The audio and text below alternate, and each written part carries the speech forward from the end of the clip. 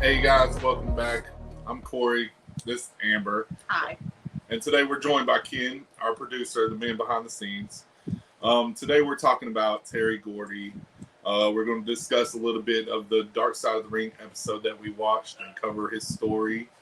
Do you want to go ahead and start with your stuff that you got? Okay. So, most of you know, Terry was born in April of the 23rd, 1961. He was actually born in Rossville, Georgia, but raised in Saudi Daisy, Tennessee for a majority of his life. Terry was kind of like that troublesome child.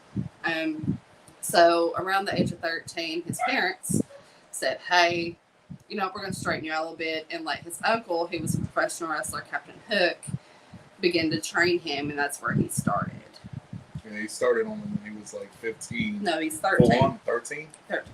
Okay. Yeah, he started wrestling at 13 and was professional by 14. Yeah, and they don't allow that today. No. I know it's a higher age. So. He had to wrestle under mask until he was 18. And that's also when he got hooked up with Michael Hayes. Was around the time he was 18. Was it even technically allowed back then to wrestle that young, or was he? Not really. Okay, so he was breaking the rules. Yeah, but that's what can happen when you have family who breaks you in at that young age. But he was good. Yeah. So they didn't argue and say, oh, well, this young kid, because promoters knew how old he was. They're not dumb. But he was a big kid, though. Yeah. He was already like 6 foot at 13, so they couldn't really tell much of a difference other than he was kind of green. But after that, he got hooked up with Michael. Yeah. And that began the crazy cycle. That was the tag team at first. It was just him and Michael V.S. Hayes. Yeah. And that was where it just started, with just him and Michael. And they've wrestled in Texas. They're famous for fighting with the Von Erichs, and they've done stuff with Ric Flair and Dusty Rhodes. They formed the faction eventually, the Fabulous Freebirds, with Buddy Roberts. That's where it really picked off, and they were the first tag team to actually come out to entrance music. It was a new thing. They didn't come out with music. They would just announce the wrestlers. They would just come out. There was no music. And who was it that suggested the music? Because Michael. Michael was the one who told Terry. And Terry, doing what Terry does in Terry fashion, was like, no, Michael, we don't need to come out to music like that. And Michael they picked the name from, if nobody doesn't know Freebird, it's by Leonard Skinner. That was one of Terry's favorite songs. Southern rock bands. Which is why they came out with the Fabulous Freebirds. Was Terry loved the song, and they just kind of rolled with it for a while. Yeah, that's the one they picked first. But they also added Jimmy Garvin into the mix, so we can't forget Jimmy Garvin. Yeah. He's also eventually... he subbed in because part of that. Terry would eventually go to wrestle in Japan every once in a while. He would jump back and forth, just jump between promotions. And when he wasn't there, Terry Garvin would fill in. And they had that. Yep. The Freebird song. We were watching the episode, and I think it was Jim Cornette, where they said they would all come out just walking slow to the music and moving with the same beat of the song. Yeah, they did. So it was a pretty cool entrance, and they were known for wearing Confederate flag gear to the ring because they said they were from Georgia. They were booked from Atlanta, Georgia. Yep. So that's where they were booked from.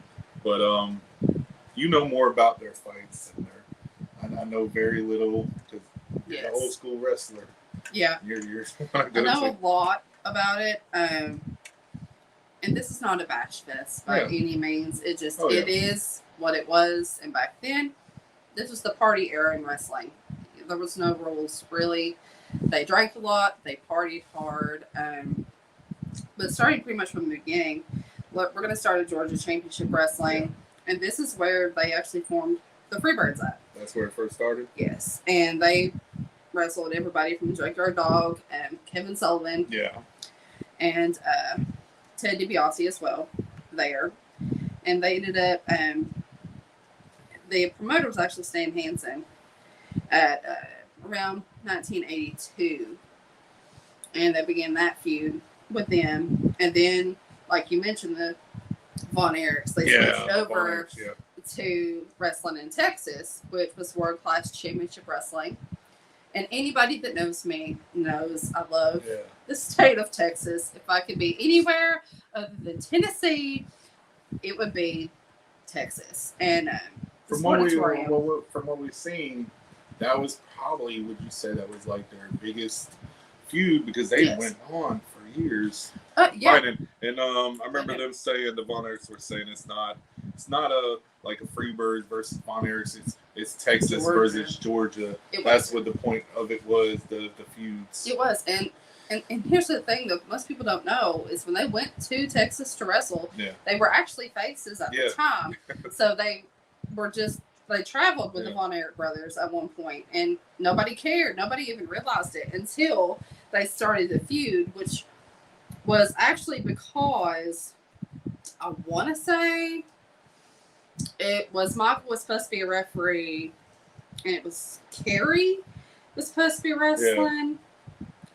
Ric Flair or something like that, and Terry, being Terry, saw that Michael had gotten flustered and Kerry had gotten a little too close to the door, and Terry slammed and literally about ripped off the cage door on Kerry's head and actually busted him open. Right. And that started the feud between the Von Erichs and the Freebirds, and it lasted forever. Yeah. Until like 1994. Oh yeah, it was going or so. It continued. Well, they kept on going back with the tag team titles, and then just to talk about Terry Gordy, he was a bigger dude. What did you say? He was like 6'4", 6'4", and the stuff he did, you didn't see really big guys moving as fast as he did. And then he sold the moves so good. If he got hit with a fist, it was like he got hit with a bomb. He was falling over the ring. So he was huge. He was different. And he weighed. They had at that time. They had him billed at 289. Yeah. About at his heaviest, he was over 300 pounds. Oh, yeah, but he was broad. He was just big. A man you didn't want to mess with. No. Like I know we see one of the videos they showed Terry Gordy pushing one of the fans that kind of got too close, and he pushed him from the front row almost to the third. And that wasn't a fake thing. Terry was just Terry. He was just rough, and that was just outside of being wrestling. He was just a rough person, but he was sweet. They said he was sweet, and then they just, when the Freebirds, all of them, when they partied like rock stars. There's a thing in Saudi Daisy, and most people that are from that area, it's called a Freebird party for a reason. There's Freebird Hill in Saudi Daisy, and that's where Terry actually lived, and notorious for the parties that went on there. And just even today, people compare the way they party to the way the Freebirds party, because you can't hang with them. It didn't matter who you were. Well, they were tearing apart. They lived right by like rock stars. I think that's a lot of how everybody did it back then. The wrestlers did it back then. They were rock stars back then. It was more.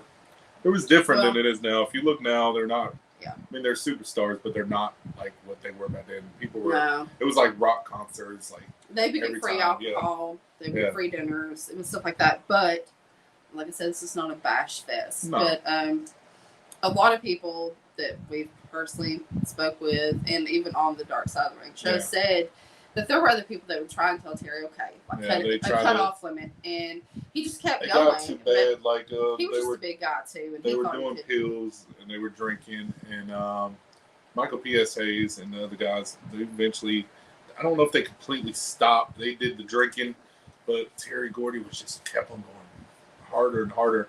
And just kept on hammering in. And it got worse when he started going to Japan. It feels bad because, like, I know he's a grown man, but, like, somebody should have stepped in and kind of been like, no. Well, they tried. Completely. I know they tried. They tried. Yeah. And if you knew Terry, there wasn't telling Terry what he was going to do. I mean, he was a big dude. You can't really tell him that. You didn't tell Terry what he was going to do. He told you what he was going to do, and either you went with it or you didn't. And this was not him being mean. He loved his friends and he loved his family, but he was not to be controlled by anyone.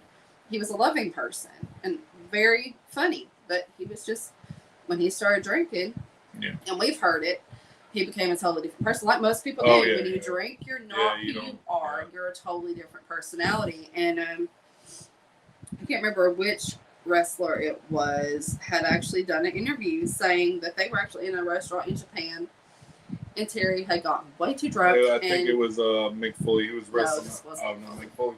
I know Mick Foley and Cat. This is Koloff. Well, Mick Foley was saying he was having trouble with him because they got him. It was in Japan, and he was just drinking. And I think it was Mick Foley and Jim Cornette or something. They had to chase him out the ring because they lost him. After the accident. Oh, after the accident? That was the accident. This is before the accident. Go ahead. He was in a restaurant in Japan at a bar. Yeah. And Koloff was actually in there with him. And he had told Terry, like, hey, we need to go to the hotel. And he was just like, no, I'm not done partying. And he picked up a bunch of chairs and started proceeding to throw them around the room.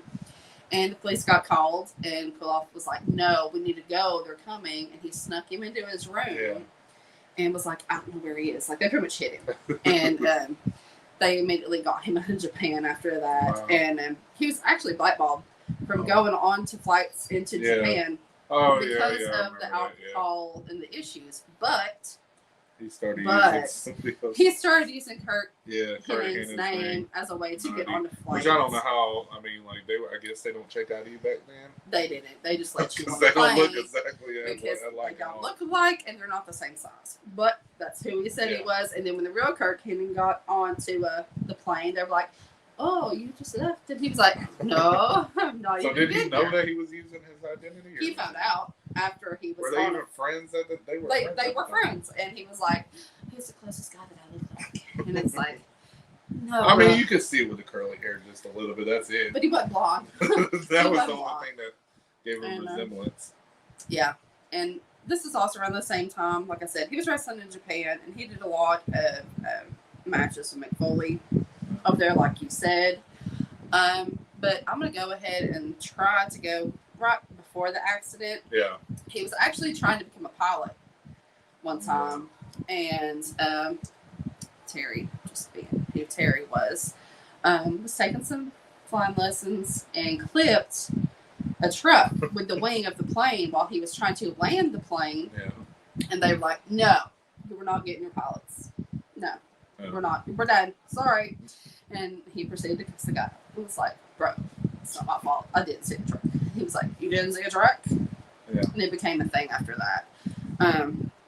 Shortly after that, and Terry had been flying from Japan to Texas to Georgia. He'd been doing a lot of stuff.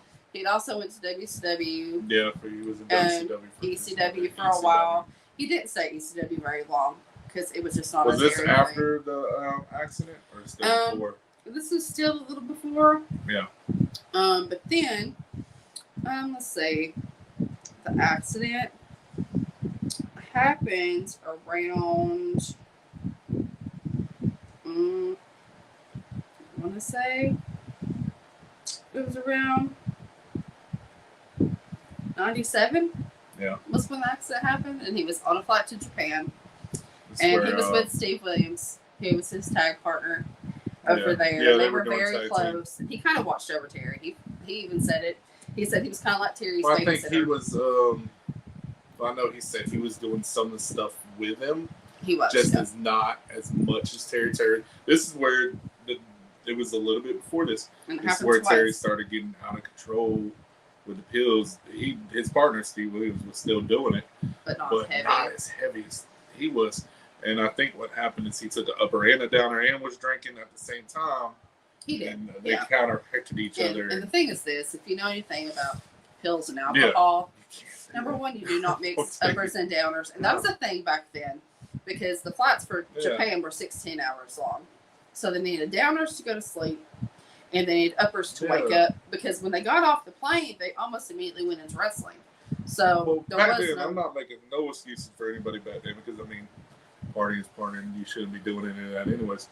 But, like, everybody was doing cocaine back then. This was the big time because everybody was doing cocaine. It started dying off during that time, but, like, Terry just couldn't stop the party. He just didn't want to stop. Like, he became such an addict to it. And I'm not trying to bash him because it was an issue. I wish he could have stopped it because, I mean, it got bad. They didn't know the things that we know now. Because if they knew what they know now about it, it might have changed something. I don't think it would have changed the amount he did, but in the way he did that. He might not have took the uppers and the downers together with the alcohol. It might have changed it slight difference, and the accident may not have happened. But like I said, around 97, he was going to Japan. Yeah. With Steve Williams, and this happened before, where Steve was on a flight and was like had to punch him in the face pretty much to wake him up. He told him to slap him anytime it would happen to him, and it would usually work. So they're sitting together on the plane, and he thought Terry was asleep, and he technically was at the time. And he went to check on him, and he saw that he was actually turning purple. Yeah, and he had actually pretty much died on the plane. I don't really have a specific amount of minutes. I want to say it was about 8 to 10 minutes that he was technically dead. They were able to resuscitate him back. But once they got him to the hospital, they pretty much had to get everything out of his stomach. Yeah. They had to pump it all out of his stomach, and he was in the coma for at least 4 or 5 days. And that permanently changed. Yeah, this is what changed him. It changed his whole personality. You seen it was different. Like they said, it was sad. Because you see Terry before, where he was just wild, being able to talk fast, be able to cut a promo real quick, sounded so good on the mic, and then you would see him after, and he eventually did go back to wrestling and stuff and do indies and stuff. And when he would cut his promos, you could see he was struggling to talk or struggling to remember. Well, other wrestlers said he was like, it's so sad. He was just there. He was zoned out. He wasn't there. Yeah. He was there. His body was standing there, but his brain was just. The sad part is he had to relearn everything. Yeah. He had to relearn really how to talk, how to walk, who he was as a person, who his family was, who his friends were. And this is where I hold the wrestling promoters as responsible for this. Oh, yeah. When you know a performer has had such a bad life-altering injury, you do not put them on television. Yeah. I don't care who it is. You actually try and help them. Put them in a rehab facility. Do something. Because the party didn't stop after the accident. Granted, he was not who he was. He even looked different when you looked at him. His whole face and everything looked different. When he wrestled for promoters, he would continuously ask, do you want me to do a powerbomb? Because Terry was known that was his move. He did the powerbomb. Oh, yeah. He was notorious for it. The videos we've seen after, he was struggling. He was struggling to wrestle. Even do it. He couldn't do a powerbomb. It looked so sloppy. And I hate it because Mick Foley said it best that when he did a death match with Terry after the accident, he was having to pretty much get Terry fired up. He was like, I need you to hit me. Yeah, I need to sell these hits because they don't look good. I need you to hit me. And it sucks because... and then Terry started actually physically hitting him in the face, and Mick took it because Terry couldn't do it, and you felt bad. Yeah, because the matches, you could tell a significant difference in from before the accident to after. It sucks because, man, he was so good at what he did. And then it just changed him. It did. And then it's all he knew, so he kept on trying. Yeah, he tried, and he tried his damnedest. And you got to give it to him. He never gave up. And this is where people that pushed him into interviews don't interview him. And this is not against him. I hold them responsible. Yeah. You know there's something that has happened to him, and yet you were still choosing to put him on camera. Milk him for whatever. And even Vince McMahon, and I'll give him this. Vince gave him the opportunity after they blew their opportunity in WB. Yeah, the return. When it was WWF, or in the earlier years, he gave him a return, but they did it as executioner because they didn't want to ruin Terry's legacy. Yeah, they wanted to keep Terry. So they kept him under a mask, and they had him wrestling Mark Calloway, The Undertaker. It looked sloppy. And Mark was heartbroken because they were friends. They were close. And Mark did an interview in another company and said that he wished he could have helped Terry. He tried, and there was no way to help him because it was a brain injury.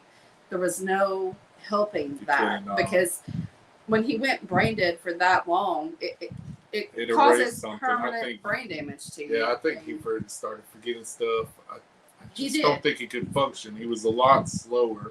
And I hate saying it like that, but he was a lot slower than he used to be.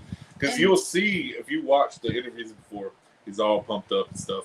And then the interviews after, he's just distant. You're looking in his eyes.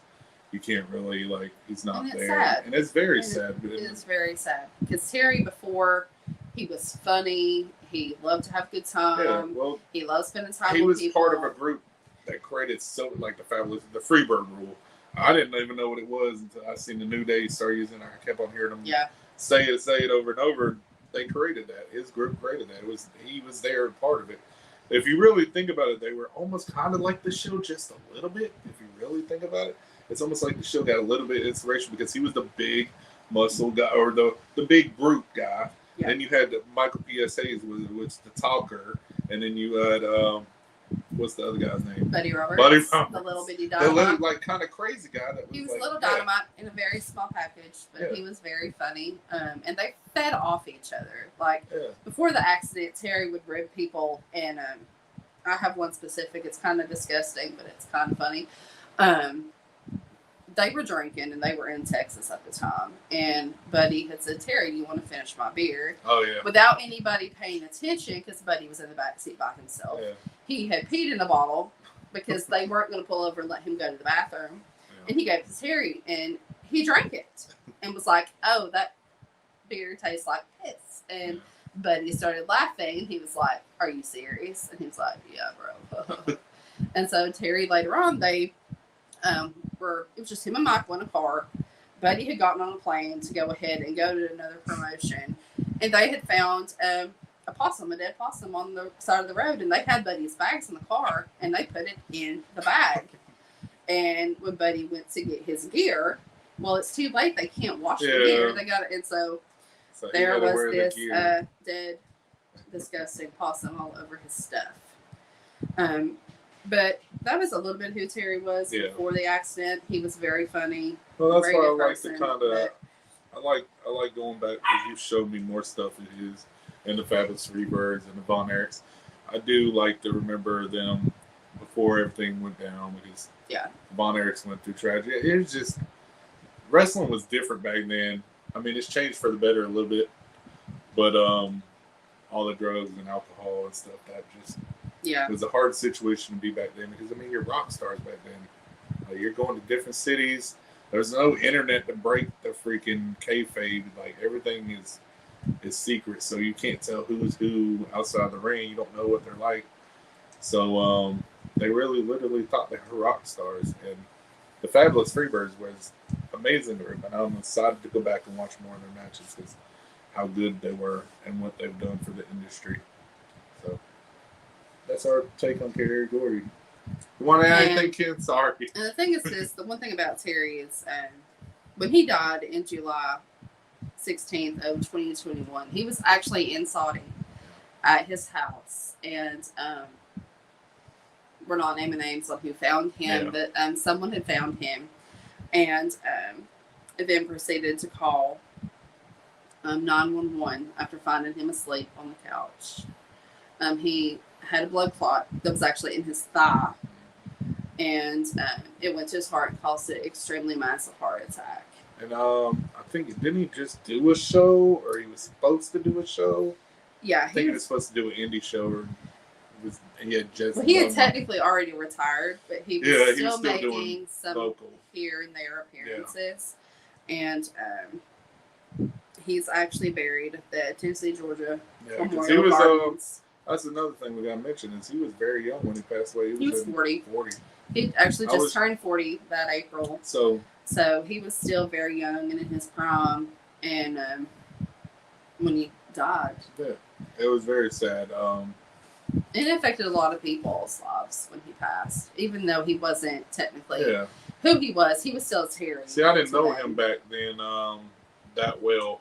I was still a young kid, so I don't know him that well, but like going back and seeing his matches, man, I didn't realize because I knew Michael P.S.A.'s, but he was a great the Freebirds all together, all three of them, they were just so good, and it's sad that he was so young, and And this is the thing, like I said, this is not a bashing because he did wonderful matches. Oh yeah, he's a legend. He's in the WWE Hall of Fame. He deserves it. So. He deserves the recognition for what he's done because he gave you the matches. Like if you want to go back and watch the Von Erichs or Ric Flair and Dusty Rhodes and all those people who wrestled in Texas, the Texas Coliseum. That's what it's called, right? That's a famous arena. Yeah. So the Sportatorium in yeah, Dallas. Sportatorium. There you go. That's what I was trying to think of. The name I of. love that location. Yeah. I love to go back to that location. We've actually had the privilege of shooting promos there right before WrestleMania, when it was in Dallas, and it was a very emotional place to be. Because so many people went through there, and it's not even standing; it's just a blank lot there. A lot, but you can see where it was actually standing at, and where the parking lot was. It sucks they tore down but And here's another thing most people don't know is most wrestlers that wrestled there actually got a piece of the Sportatorium when they were actually tearing it down. They actually sent each person a piece of the building. Yeah. So those people still have a piece of the Sportatorium. Well, that's there's so many names that went through there, wrestled there, that went on to be were legends at the time, and it's insane how many people went through there. And like, I wish I knew more about the Freebirds. I want to learn more about them. I want to see more because, like, from what I've seen, they ran the South. Like, and plus they're from Georgia. I'm a Georgia boy. Like, they represented Georgia. They weren't technically from Georgia, but they booked themselves from Georgia. Mm-hmm. They're just a good group. They're one of the groups that, like, I'm glad they're in the Hall of Fame. They definitely deserve it. Yeah. So, got anything else to add? No, that's all. You want to add anything, Ken? Ken, you got anything? No, that's a great story. I personally remember watching them on TV and being enthralled at the entertainment that they endowed on television. I mean, so no offense, you're old. So did you were you able to watch those matches? I watched them more in reruns than anything. Yeah, it was still a little. I mean, I'm only 49, so yeah, I'm not as unconventional as it looks. I'm not that old.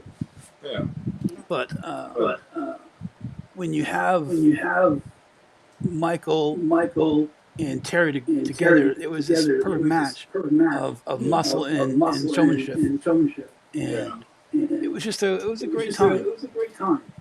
Yeah, they were very good. That was when wrestling was wrestling. Yeah, that's the one thing I miss about it a little bit. I mean, it's still good now, but like, it was just so. It was almost better than. Yeah. That's the hard thing about kayfabe. Yeah. You have to put everything into it. Yeah. Once the internet came around, there was no secrets. Yeah, I think it was more enjoyable back then because people thought it was. I mean, and I'm not saying it's fake, but it was real. You thought the characters. You thought Terry Gordy was really a bad man, or you thought Dusty Rhodes was a dancer, or however they portrayed themselves. I remember seeing a story that Michael and Terry had to go running out of the ring and run out of the Sportatorium because they were being chased by the crowd. Oh yeah, with knives and guns. Yeah, that happened a lot. There's a lot about that where people would try to kill them and people just slash tires and everything else. Yeah. Terry was a little. He had that Southern innocence, God bless him, because he would laugh. He thought it was funny when they were being shot at. He was like, "Let's there was go." the one at the bar that Michael PSA is told at the Hall of Fame where there was somebody shoot at him and Terry's just laughing and he's like, "What are you laughing for?" He's like, he missed. Yeah, that was Terry. That was how he was before the accident. He really was. He liked to have a good time and he didn't care. He wasn't scared of nothing, like at all. Absolutely nothing. He thought it was all funny. It was just a good time of wrestling, and if you haven't watched any of their matches, which I probably have, but just go back. They're everywhere. You could watch them on YouTube, Peacock. It's everywhere. Mm-hmm. Yeah. You got anything else to add to this one? No, that's all I got for this one. Because, like I said, this is not a bashing. This is trying to go over a little bit of his career and who he was as a person outside of the ring and in the ring, and then what caused the accident, what happened, and how. Yeah. It's almost like, you hey, gotta don't cover do it. this. Yeah, you gotta We have to cover That's it. what I think somebody had said. Like if Terry was still around, like he would be mad at people for telling his story like this. No. And I can't remember who said it. I think it was Jim Cornette or somebody that was saying on the show. He'd be like, "No, tell my story, but so other people don't fall it was Jim into Cornette, the same situation." Mick Foley, and his nephew Richard Baslinger had said that he would want people to know, "Hey, don't do this because this is what happens." You still, I mean, like nowadays, you still get it's died off a lot because we still got it through like the ruthless aggression era. All that time, there was people using steroids or drugs a little bit, but I think it's gotten better where there's not a lot. Well, the wellness program. The wellness program is really kicked that in.